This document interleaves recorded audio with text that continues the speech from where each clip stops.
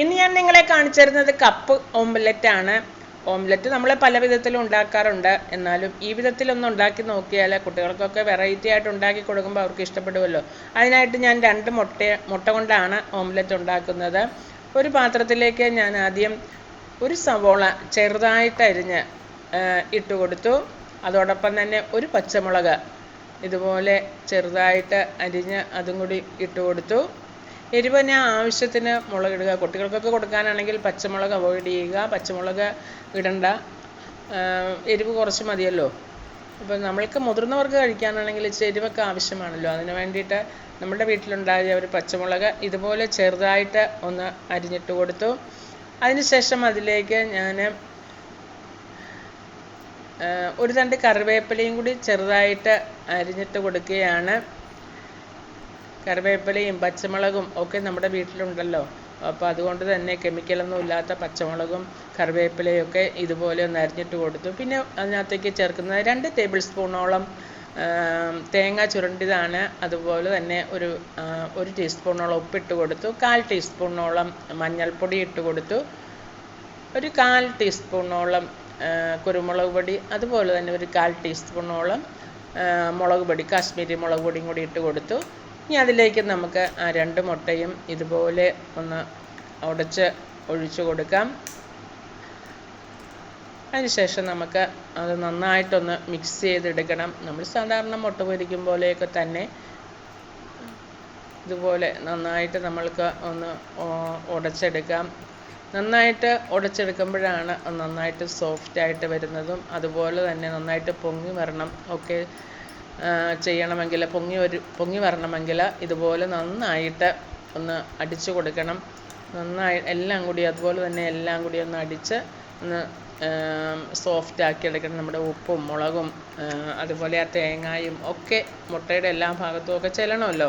അതുകൊണ്ട് തന്നെ നമ്മൾ നന്നായിട്ട് ഇതുപോലെ ഉടച്ച് കൊടുക്കണം. നമ്മൾ മുട്ട പൊരിക്കുമ്പോഴൊക്കെ ഇതുപോലെ നന്നായിട്ട് കുറച്ച് നേരം, ബീറ്ററൊക്കെ ഉണ്ടെങ്കിൽ നമുക്ക് നന്നായിട്ട് ഉടച്ചെടുക്കുവാനായിട്ട് സാധിക്കും. ബീറ്റർ ഇല്ലാത്തവർ ഇതുപോലെയൊക്കെ സ്പൂൺ കൊണ്ടോ ഫോർക്ക് കൊണ്ടോ ഒക്കെ ഇതുപോലെ നന്നായിട്ട് ഒന്ന് ഉടച്ചെടുക്കുക. നമ്മൾ ഉടയ്ക്കുന്നതനുസരിച്ച് നമ്മളുടെ ഓംലെറ്റിൻ്റെ സോഫ്റ്റ് കൂടി കിട്ടും, നമ്മൾക്ക് നല്ല ടേസ്റ്റായിട്ട് കിട്ടും.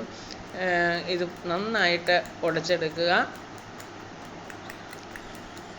ഇപ്പം ഞാനത് നന്നായിട്ട് ഉടച്ചെടുത്തിട്ടുണ്ട്. ഇനി ഇതുപോലെ ഒരു ചെറിയ ഒരു കരണ്ടി, ഒരു പാനില്ല, ഇതുപോലത്തെ നമ്മൾ കടുകൊക്കെ പൊട്ടിക്കാൻ ഉപയോഗിക്കുന്ന ചെറിയ നോൺ സ്റ്റിക്ക് പാനിൽ ഇതുപോലെ ചെറിയൊരു കരണ്ടിയിലാണ് ഞാൻ ഉണ്ടാക്കുന്നത്. ഉണ്ടോ?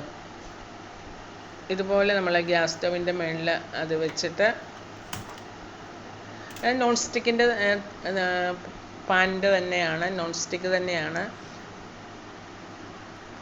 ഇതുപോലെ ചെറിയ നോൺ സ്റ്റിക്ക് പാനാണ്.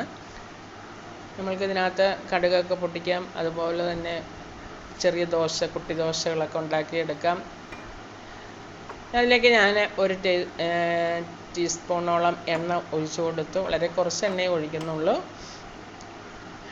ഇനി നമ്മൾക്ക് അതിലേക്ക് നമ്മൾ അടിച്ചു വെച്ചിരിക്കുന്ന ആ മുട്ടയുടെ കൂട്ട് അതിലേക്ക് ഒഴിച്ചു കൊടുക്കുക. ഒന്നുമില്ല, പെട്ടെന്ന് തന്നെ ഉണ്ടാക്കിയെടുക്കാനായിട്ട് സാധിക്കും. നമ്മൾ ഓംലെറ്റ് ഉണ്ടാക്കും പോലെ തന്നെ അത് നമ്മളിതിലേക്ക് ഒഴിച്ച് ഈ ഒരു ഷേപ്പിൽ ഉണ്ടാക്കുമ്പോൾ അത് നല്ലൊരു കുട്ടികൾക്കൊക്കെ ഇഷ്ടപ്പെട്ട് അവർ കഴിച്ചോളും. മീഡിയം ഫ്ലെയിമിൽ വെച്ച് നമുക്കിതുപോലെ ഒന്ന് ഒഴിച്ചു കൊടുത്ത് ഒന്ന് വേവിച്ചെടുക്കണം. നമ്മൾ നന്നായിട്ട് ഉടച്ചെടുത്തത് കൊണ്ട് തന്നെ നല്ല സോഫ്റ്റാണ്, അതുപോലെ തന്നെ നല്ല ടേസ്റ്റാണ്. ഇപ്പോൾ അതിൻ്റെ ഒരു വശമൊക്കെ വെന്തിട്ടുണ്ട്. ഇനി നമ്മൾക്ക് പതുക്കെ മറിച്ചിട്ട് കൊടുക്കാം.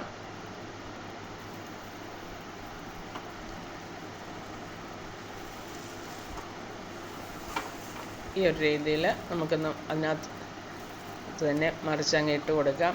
കണ്ടോ? നമ്മളുടെ ഒരു വശം നന്നായിട്ട് മൊരിഞ്ഞ് വന്നിട്ടുണ്ട്. ഇനി മറുവശം കൂടി നമ്മൾക്കൊന്ന് മൊരിഞ്ഞ് കിട്ടണം. അതിനായിട്ട് നമ്മൾ മറിച്ചിട്ട് മറുവശം കൂടി നമ്മൾ മൊരിച്ചെടുത്തു. നമ്മൾക്കൊരു പാത്രത്തിലേക്ക് മാറ്റാം. അങ്ങനെ നമ്മളുടെ കപ്പ് ഓംലെറ്റ് പെട്ടെന്ന് ഇവിടെ റെഡിയായി അല്ലേ?